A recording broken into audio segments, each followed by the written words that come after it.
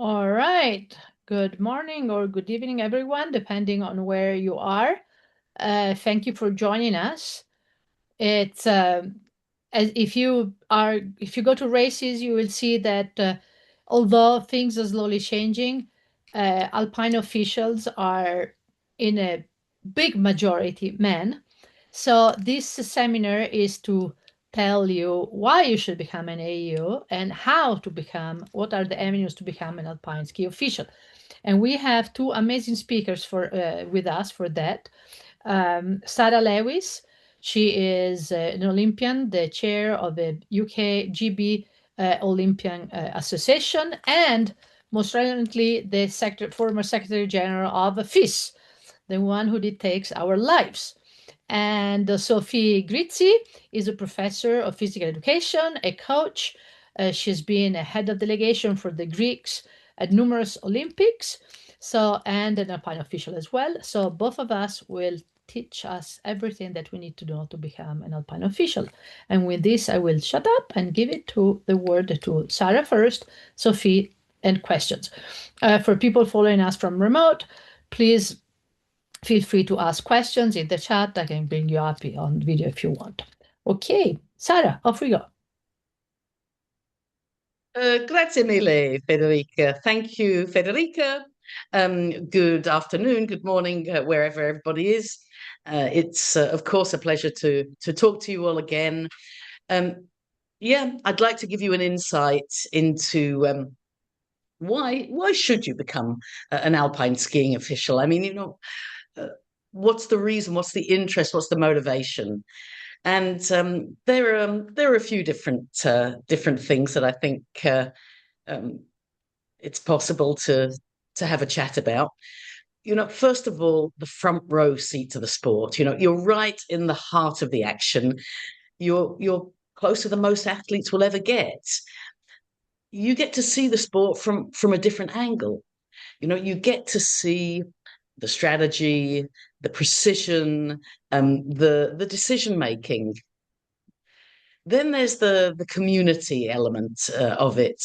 You know, you get to join a global network. Yeah, first of all, perhaps local, regional, national, but you get to join a network of passionate people who love snow sports. And I'd like to actually say this doesn't just apply to alpine skiing; it applies across all of the snow sport disciplines. And one thing I've certainly found myself is that officials often form lifelong friendships across clubs, across regions, countries, and you have a whole new network of people who you can connect with and you empathize with. There's also some really important character elements. There's a chance to your personal growth. You yourself will develop leadership, communication, and decision-making skills. Of course, it depends what level you're working at in terms of the role as an official, but in all of those are relevant. They're all relevant. And it's an absolutely brilliant way to stay involved in the sport, even if you're no longer competing. Or if you've never competed, it's a chance to be there and to be close to the sport. Then for some of us, one of the big motivations is giving back. Alpine racing depends very much, as do all sports, and I mean all sports, on volunteers. Without officials, basically events don't run. And you're going to be responsible. You're going to be part of the solution to create safe, fair, inspiring experiences for the next generation. And yeah, unique experiences. And I've got a few memorable ones there, but we'll maybe take those offline. You gain access to events, to venues, behind the scenes environments, which the public never sees. You may find yourself working alongside some big personalities, national teams, future or current Olympians, or involved with major competitions. But you've got to get started, right? You've got to get started somewhere. For those of you who haven't yet done so, and Yeah, here's sort of a bit of a cross section with international examples. It's fairly general, and frankly also applies not just to snow sports but to most sports. Start locally. Start locally. Volunteer. Uh, Join your local club's officiating pathway, or just before you even join, just show up and say, "Can I help? I'd love to get involved." I was a ski racer. I was a competitor. I have been skiing and seen some competitions. I watch on TV. I would like to get involved. There can be many different reasons. And then hopefully you'll be motivated to join your local club. And potentially join the regional and or the national federation, but start locally. Then you've got an entry level course. Usually it's pretty simple. It's an online or perhaps a 1 day in person course covering some fundamentals. Next step is really to try to shadow experienced officials, um, shadow gate judges, course crew, timing support. Basically, this is not something that you can only learn online or a 1 day course. You need to learn by doing. And then progress step by step. Most countries, and I'll get into that on the next slides, they have a level 1 on to a level 2 and perhaps higher certifications. And stay active. Experience is absolutely everything. The more events you attend, you participate in, the faster that you're going to learn and grow. So I'm going to give you an insight into some international pathways, and just flicks through these. Um, yeah, starting of the one that I know very well, and the template of this slide is from the UK, from Great Britain, um, because that's my background. I learnt as a young athlete. I was part of the Snow Sport England system, and in fact, whilst I was still competing, I already took on officiating roles, and I volunteered to be a European manager for our junior national team, which I had passed through myself some years earlier. So whilst I was still competing, so there's within the UK, it's split up into regional organisations: Snow Sport England, Scotland, and Wales. And there's a level 1 and a level 2, building through to a technical delegate pathway with a mix of online modules and practical experience at both club and national races, which you can do domestically. And also then there are some opportunities internationally, um, with races organised by these bodies overseas. Turning then to the United States, there, the US ski and snowboard, you generally start off as a competition official or a gate judge, with then a progression through to chief of race, referee, technical delegate, and doing all this through regional clinics and mentorship. The third one on the list, this is all in honor of Federica, of course, is Italy. FISI, Federazione Internazionale di Sci Invernale, begin through local clubs, where there's a very strong regional training culture. And there's a clear progression from regional through to national and onto international roles. Then we move on to Switzerland. As you can imagine, there is an extremely structured module covering different aspects of officiating, including timing, course setting, race organisation. And because there's such a high event volume in Switzerland, it's possible to build your experience very quickly. So that is very helpful in order to progress quickly. And then neighbouring country, France. France is very much built around a club-based culture with club-based entry. The training there covers the safety, rules and specific event roles.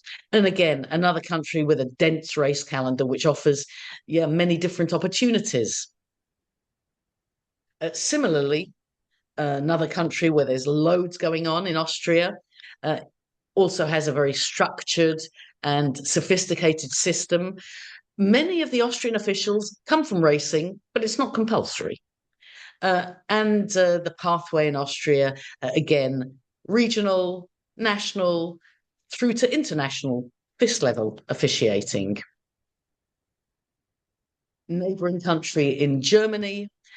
Germany too, as of course you would imagine, has a regional setup with skiing not across all of the country. And there's a strong emphasis on safety and rule knowledge, with a clear progression from national through to international roles. So heading over the ocean to Canada, and Canada has an accessible level course 1, which means you don't have to really have come from the sport at all. Everybody is very welcome, and there's a strong local community culture to get started. And they strongly believe in learning by doing, and have plenty of youth events where they assign trainee officials for gaining early experience. So another ocean away, down to Australia. And Australia has a system with offering officials considerable opportunities at club races down in the snowy mountains, Perisher, Thredbo, Hotham. And the pathway in Australia is aligned with the international standards, and offers really good opportunities in the Southern Hemisphere, as there are not so many officials. So it's a good chance to get involved down there. And of course, we can't forget Scandinavia, where there is a very active volunteering culture in the countries, beginning through local clubs. And a lot of the ski clubs, both in Norway and in Sweden, are not just for snow sports. They have all sorts of different sports. They're really clubs that are central to the culture there, and plenty of practical entry roles like gate judging, course crew, again, regional, national, international progression. And there's a full program of competitions right across the country. And finally, in Sweden, they encourage club involvement, also, engaging parents and people who are involved with the club. And they have a basic training program for new officials to give them insights, and with a progression pathway to intermediate and national, as well as international roles, through structured Svenska Skiförbundet, Swedish Ski Association education. Okay, so we'll just move on, just to present to you from some of my thoughts about the benefits, and what really is the reasons for doing it. Well, there's of course the opportunity to travel and to have international exposure. Perhaps initially it's an opportunity to travel locally to different ski clubs, to different hills, to different dry slopes.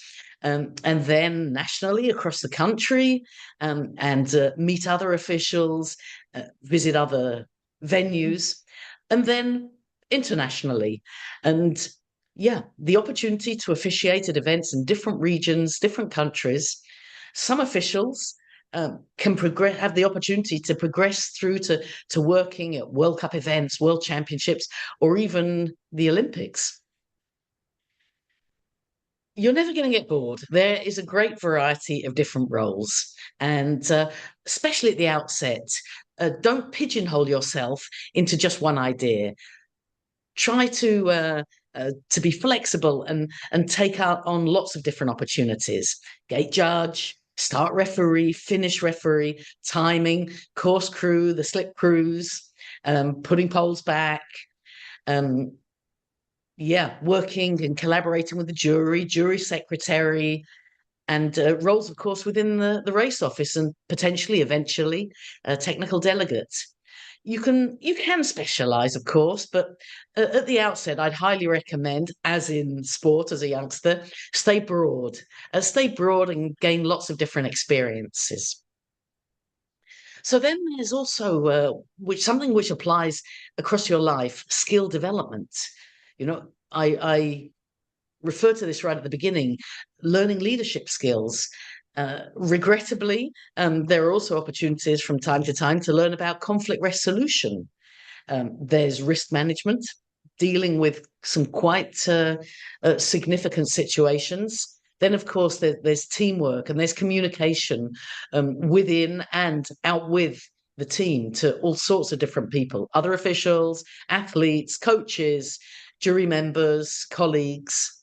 And these skills transfer very, very well into professional life. And I can also say that, when an employer, potential employer, sees that you're involved in this sort of role, it looks very good on your CV. You're volunteering, you're getting involved in these type of events that give you a lot of interesting professional experiences.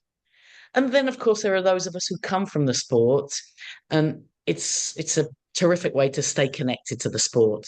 It's perfect for former athletes, for parents who, instead of just kind of hanging around at the bottom of the course, perhaps, and um, having a drink or getting bored or reading the newspaper, as my dad used to. Um, they have a chance to do something and to really get involved with the race. Coaches, and basically anyone who loves skiing and who loves snow sports. And being inside the fences, you get to experience the sport in a way that a spectator doesn't. And finally, it can even be a career pathway. Most roles, the vast majority, are volunteer based. There are paid opportunities at higher levels and can also lead you on to event management. But it's not all good. There are some pitfalls. There are some challenges associated with being officials, and for those of you who perhaps see referees on the field of play in different sports, the most the most obvious one to mention is football. They don't always have a good time and go home happy. But here are a few of them. We are dealing, with the exception of indoor competitions, both on snow and also dry slopes, we're dealing with weather. It can be cold. It can be very cold. It can be windy. It can be snowstorms. It can rain. Sometimes, welcome to Scotland, all in one day. Um, there are very long hours. There are very long hours. Often, I would say generally, especially at this time of year, starting before sunrise, and you can be out there at night digging snow, getting it off the course, side slipping, shoveling, setting a course, getting ready for the next day. So you've got to be ready. These are going to be long days. Then there's a time commitment, with early mornings, with long days, and sometimes multi-day events, and travel aspect can be demanding as well. Yeah, pressure, decision making. Officials really need to make quick, fair decisions that have a huge effect on athletes, on the results, on the outcome of the competitions. Disqualifications, reruns, safety calls, all of these can be stressful. Then, yeah, from time to time, there are protests and there are complaints. Coaches, athletes, even parents may challenge decisions. So, staying calm, staying professional is really important and really essential. Complexity. Rules, yeah, as we know, they can be detailed and technical. So staying up to date takes effort. It really does. It takes engagement, and it's important to be up to date. Then there's technical equipment like timing systems. Then there's course preparation, there's snow management. All of that requires precision, technical knowledge, experience. And I think finally, there's the emotional resilience that you need. Well, whatever you do, you will not please everybody. You know, mistakes happen, and learning to handle them is all part of the journey. So I think that gives a bit of a summary, sort of from my perspective, and of life as becoming an official. But what I can certainly honestly say is, from the outset, it was and it remains a very rewarding experience, and I'd like to both uh, endorse, encourage, and highly recommend that if you haven't had a go, do it. The sport will be better for it, and so will you. Okay.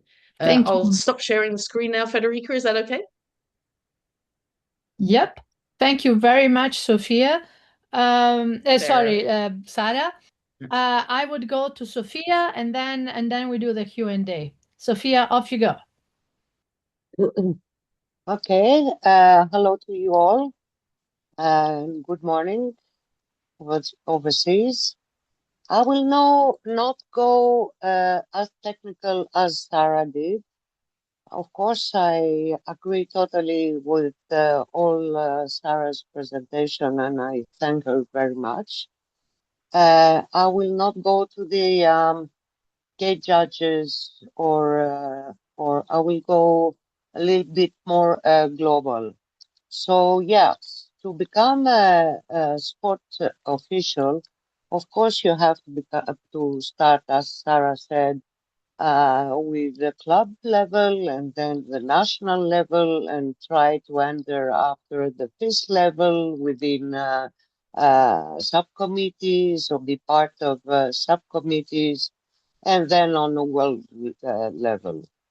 So to do so, from my experience, you must have a full knowledge of the rules you are encountered to play with, and I'm talking about safety rules, protocol rules, and of course sport rules.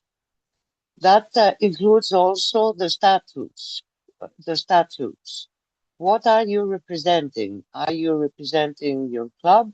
Then you have, as a team captain, for instance, in a competition, you have to know the statutes of your club and the statutes and protocol of the competition you are going to be involved in.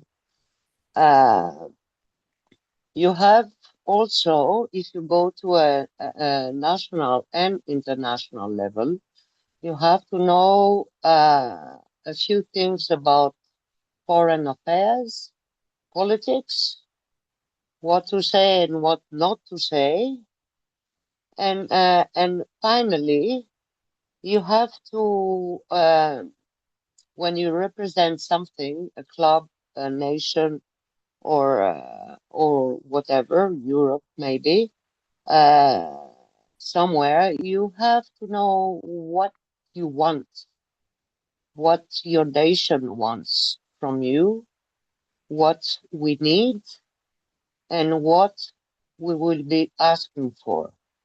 So it's very responsible positions, all this, and it's very serious. Can do great job, also can damage if we are not on the right level.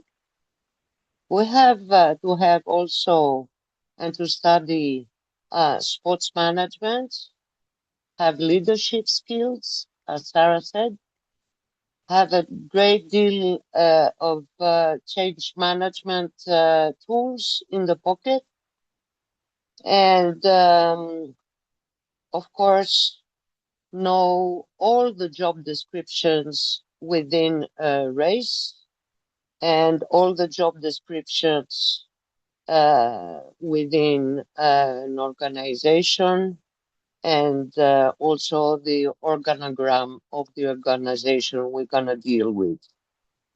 The thing is, as a woman,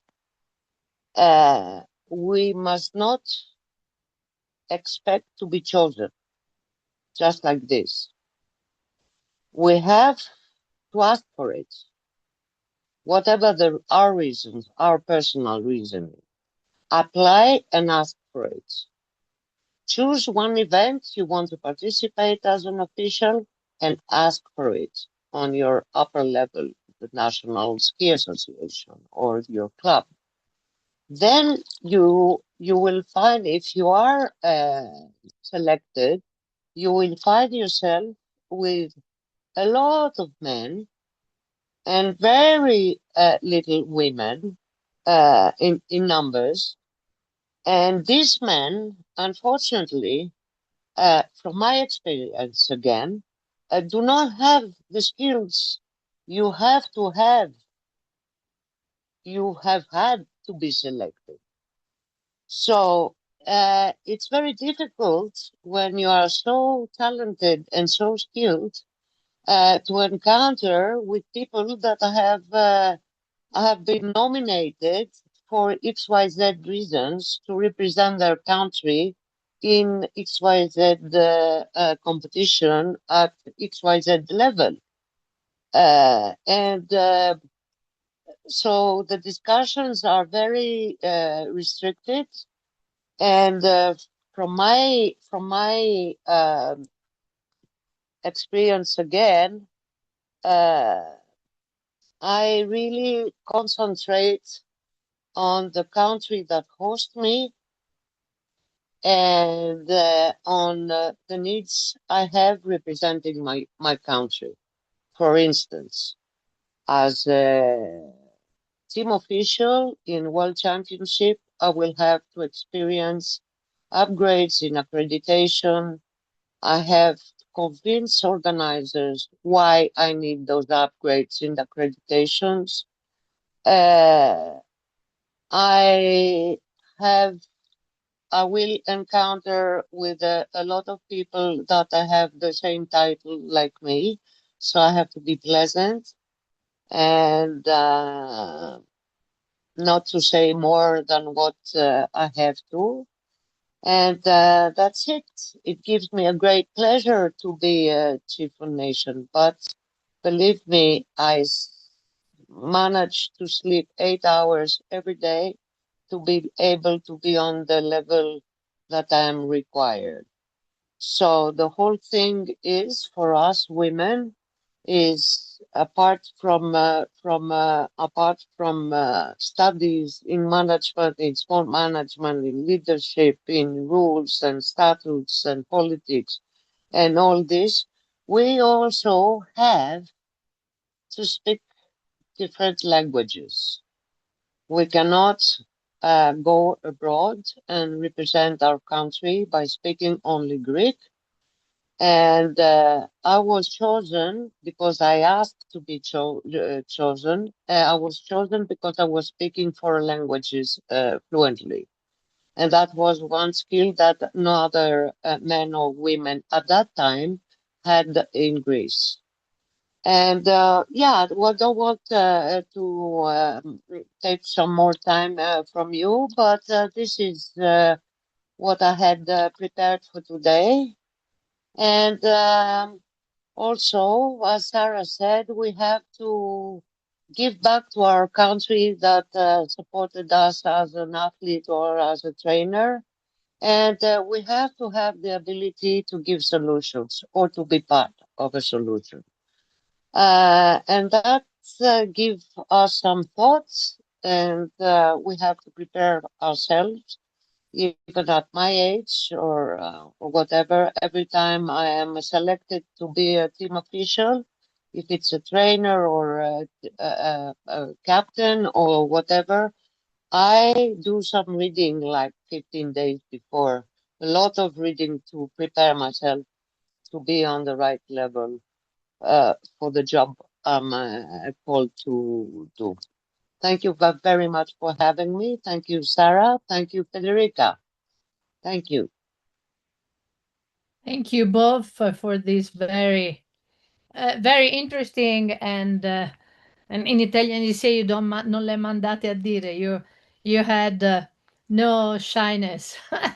Now, I do have questions, but I want to first of all to see if our people following us have questions. Otherwise, I will start from some questions. For those following us, please, you can either ask questions in the Q&A, or I think you can write in the chat as well, I think, or you can raise your hand and I can bring you on screen. Now, while we wait for our viewers to be less shy, I do have a question for Sarah.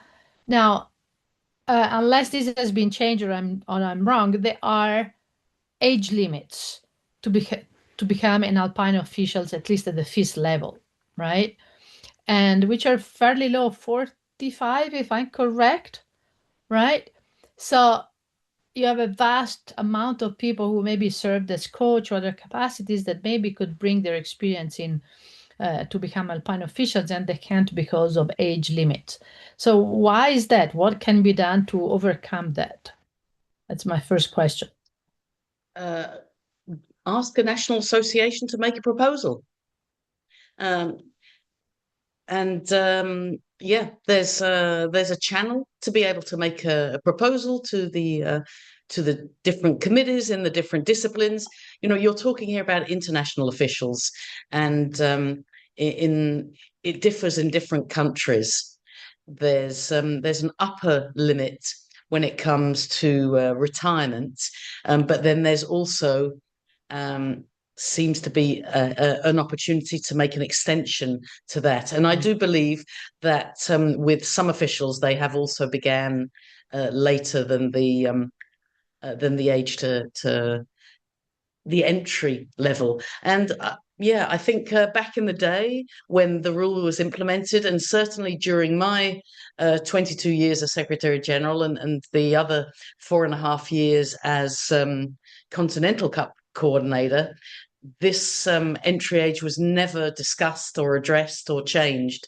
And back then, so when I joined FIS in 1994, 45 then was 45, was kind of probably like, yeah, nowadays, 65 is 45, right? It's very, very different in terms of, in terms of people looking after themselves and what they have the capacity to do, and technology helps us all sorts of things. I did a kind of a physical test a few weeks ago, and the personal trainer said, yep, according to these stats, you've got a metabolic age of 46. So there we are. I still wouldn't quite make coming in as an entry level official, but I've been there and done that.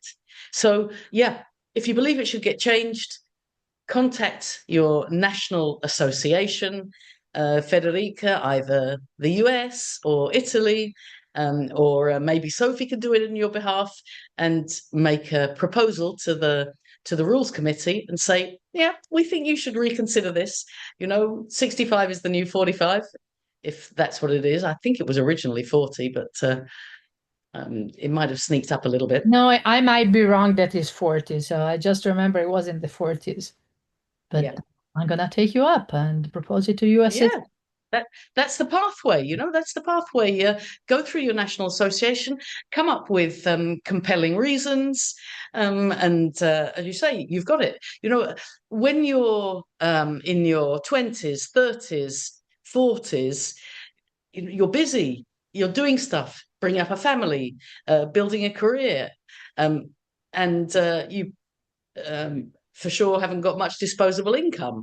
And one thing you really won't have much disposable is time. Whereas when you're a bit older, that can hopefully potentially change. So that's an opportunity to be able to reconsider that and come up with these reasons. And then that should be considered by the appropriate committees and discussed and debated. And let's see where it goes from there. Excellent. Any questions from home? But I'll take you up on that. And Sophie, and you can ask questions to each other as well if you want. Now, I have a question for you both. If you were to start all over again, what would you change? Not philosophically in life, in terms of being a high official in the international arena. I mean, Personally, if I have can I speak? Can I take the floor? Personally, I wouldn't change anything. I have been lucky because I was at the right place at the right time. So I was, as we say in life management, when it was raining, I was outside waiting for the thing to fall, and it was falling, and had the opportunity to do extraordinary things. And one of those is to be an official for Greece and to represent both of my countries, Greece and France. So I'm fulfilled on that one. and Sarah. Honestly, when it comes to the experiences and the opportunities I've had of being official, I would not change anything for the world. I am deeply, deeply grateful for the opportunities I've had, and continue to fulfill as well in the role I have from a snow sports point of view with Snow Sport England, where I'm a non-executive, uh, independent non-executive member of the board. I've just come back from the English Junior and Children's Ski Championships, which took place in Bormio for the 18th year. Unfortunately, it was necessary to move them from the traditional time slot in the February UK holidays. There was something else going on in February in Bormio. Not too sure what it was, but yeah, it was a test event for the English Championships. But then we had it in March. And you could imagine the under 10s, the under 12s, the 14 to 16, all of these youngsters having the opportunity to ski both on part of the Olympic course, but also on the other races, all took place on the training course, with this incredible preparation. It was just immaculate. And then, in addition, they organised FIS races, and there was international participation and minimum penalties across the board. So terrific, terrific championships, was greatly successful, and to be there in the role that I had, helping support the race organisation, the officials from Snow Sport England, sort of bringing my experiences and helping give them some guidance and support as well, was really great. Thank you very much. Anyone from the audience who wants to ask questions? Mm-hmm. So I will end with one last question. What is your most cheered memory that you will bring for the rest of your life as international official, Alpine official?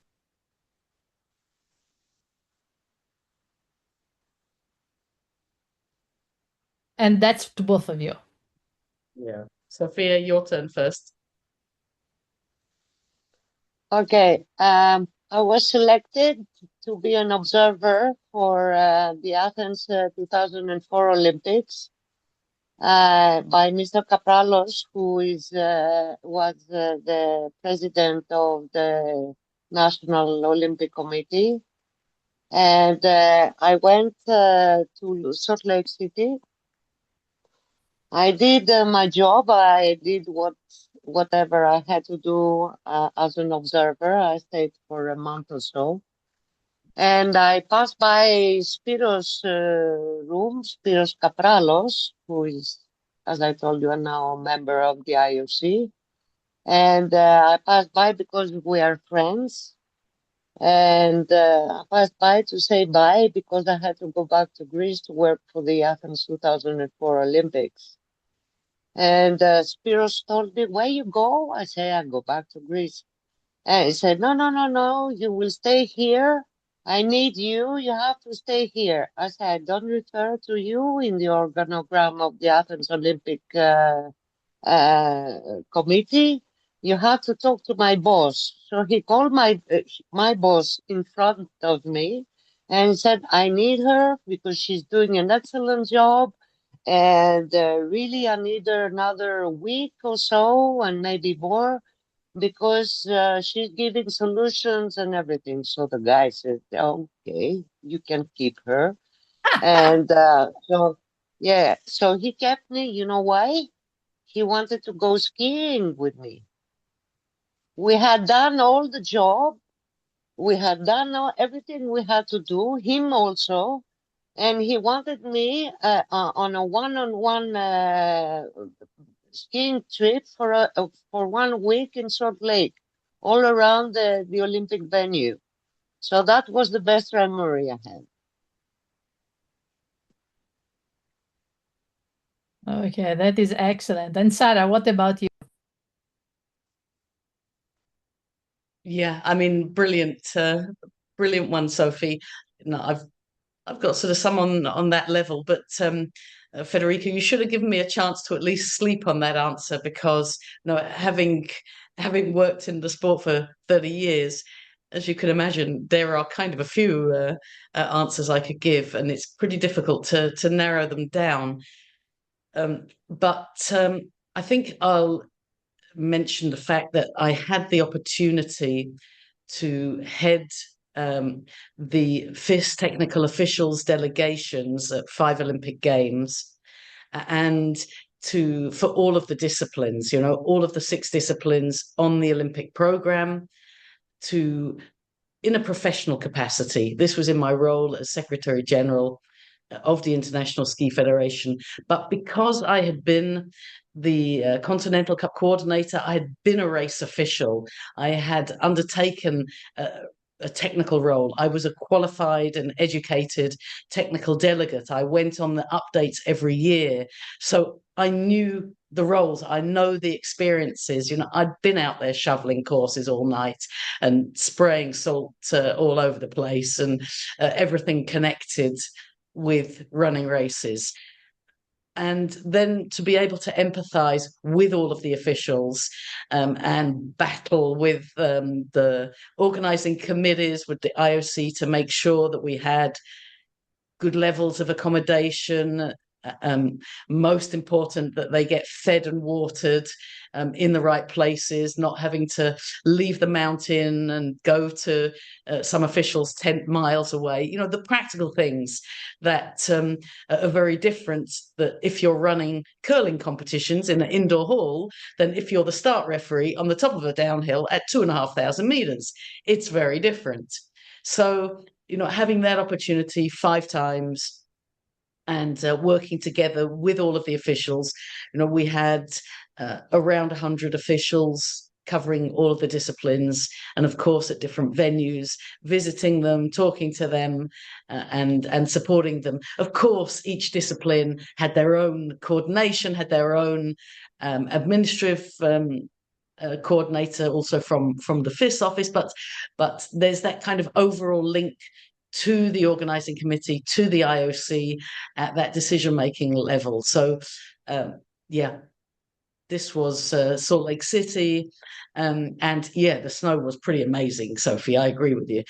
Torino, Vancouver, Sochi, and Pyeongchang. And then I was at the Beijing Games in a different capacity there, and having now just come back from a few days also Milano Cortina. So voila, those are, yeah, just a short reflection without a specific story there. So that would be the perfect way to end if you didn't have a question. We do have a question. Do you see? Federica, let me just give you one little postscript to that story, which also then connects to Sophie's. So my first role as Vice Secretary General, leading the delegation in Salt Lake City. So at this time, and for quite a few games afterwards, the per diem rates for the technical officials were transferred in cash. And they had to be distributed to the officials in cash. And it wasn't done with bank transfers and that the officials used it. They needed that cash to pay for different things or to take home or whatever they did. So I had to withdraw the per diem for around 100 technical officials for like, let's say, an average 20 days in cash. And I was with my volunteer driver who was supporting me and helping me. And I said, listen, we have got to deal with this. Took it into my hotel room, laid it all out in cash on the floor, put it all into envelopes, and she helped me and sealed those and did it all. And then had to be delivering those to the individual disciplines. So the amount was, as I recall, $100 per official per day, and there's 100 of them. So that was kind of a lot of piles of cash that had to be managed. So over to the question. Geez, that's really funny. So the question is, do you see more women? But you are very right on the fact, all those little details are the most important part sometimes. Do you see more women coming through the national pipelines? This is Anne asking. Whoever wants to answer. Well, I can just quickly perhaps jump in and talk about my very recent experience with Snowsport England, who handle all the officiating for England, which goes into the GB pipeline, of course, and does competitions along with Scotland and Wales, which are a bit smaller. And of the race officials crew who were out at the championships and who were coming through the pipelines, I would say that was pretty balanced, actually. And because we were out in Bormio over International Women's Day, on that particular day, there was a big emphasis to have women filling as many roles as possible on that day, and which was a lot of them.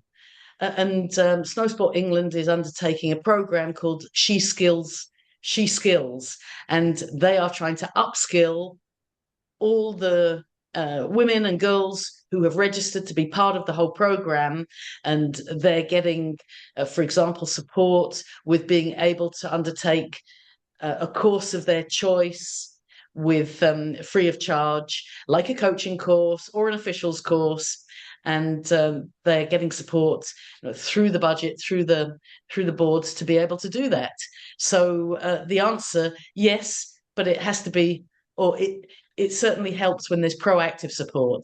And now lots of girls and lots of women and lots of racers and officials and clubs, they see there are lots of women who are officials and they're doing great. And that is something for me. So that I can tell you from a and an English, a UK, a GB standpoint. But I do think that there are initiatives in a lot of places trying to encourage more. In fact, whilst I was Secretary General, there was a big emphasis and a regulation put in place that the TD or at least half of the jury members for the major championships had to be women. And there are federation like the American one that is putting a lot of emphasis as well. And one is stuck with one country. Oh, also one is one stuck with one country of origin, or it can become official wherever you would like to reside, or one would like to reside.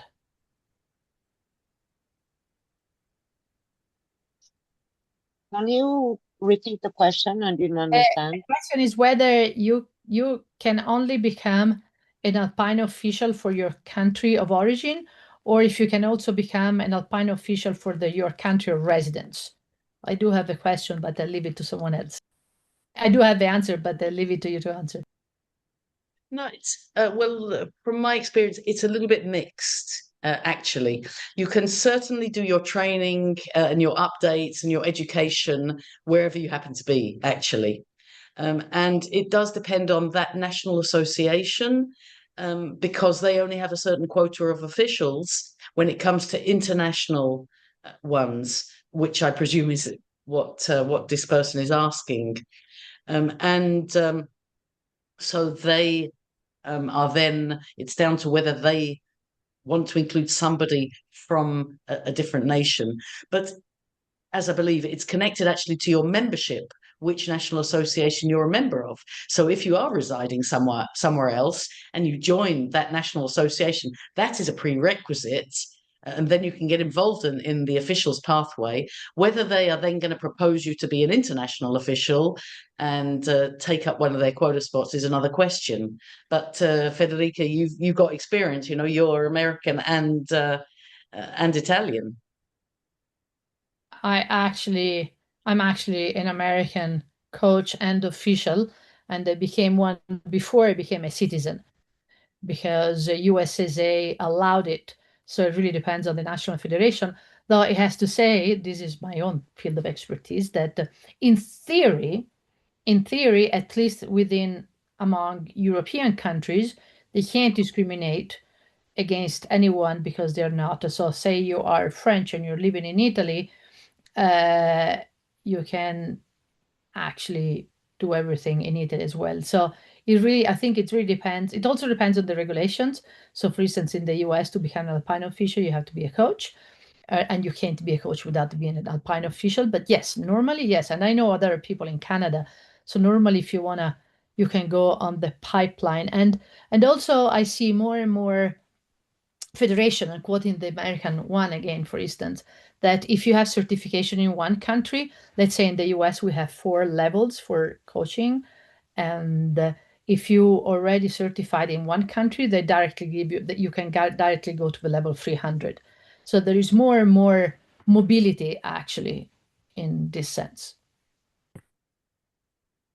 I know now that from a European point of view, it is compulsory to have women elected in all board of directors, whether it's a private or it's a non-profit organization or a club or so. So having that means that we are guided now by women also, not only by men. And women beneficiate and gain a higher position in sports and in sports organization. My personal experience is when I went to do a sports management master's in Australia, in Sydney. I had to do 3 months of practice in a sporting organization. And I applied to work for the SOCOG, the Sydney Olympic Committee of Olympic Games, in 1999. And they accepted for me to do my practice for 3 months in the organization. The day I finished my practice, I went and I said bye to my boss and everything. He says, "Where you go? You don't go. We're going to give you a normal paid position now because we need you." And I stayed a year and a half there, and I became a venue manager in the entertainment center for volleyball, and I was representing Australia. I was a Greek, half French, studying in sports management in the University of Technology of Sydney, being a venue manager for Australia. So I don't think there is any limit if you're good at what you do and you really want it and you really try your best and have results in doing your job well. That's it. I think this is the solution for being accepted everywhere. I think this is a brilliant way to finish. Do you both of you want to quickly say one last thing? I think you are energizing enough, and everybody here is gonna go and become an Alpine official now. But if you want to just say one last thing. Uh, Look, just to wish everybody every success of on their pathway. You can gain so many very, very interesting experiences for sure that will serve you well, not just on the snow, but off the snow, in life, in your careers, and yeah, just in general. You'll find it rewarding, you'll find it frustrating, but you know, it's all part of life's very rich tapestry. And it doesn't just apply to alpine skiing. This applies for sure across all snow sports and actually across sport in general. You know, volunteering and supporting and getting involved with sports is it's a privilege that we have, and use it. You just gain so much from it. Sophia? I would suggest for the ladies to come in the international and worldwide sport management is get your luggage ready with all the knowledge you need and go for it. That's it. Okay, that was excellent. Thank you very much. I really appreciate it. Please join for our last conversation on Monday with again Sarah and Kolinda Grabar, who is former president of Croatia and member OEC, for more conversation. Sophia, Sarah, thank you so much. I see you soon. Thank you. Thank you, Sarah. Thank you, Federica. Thank you. Thank you.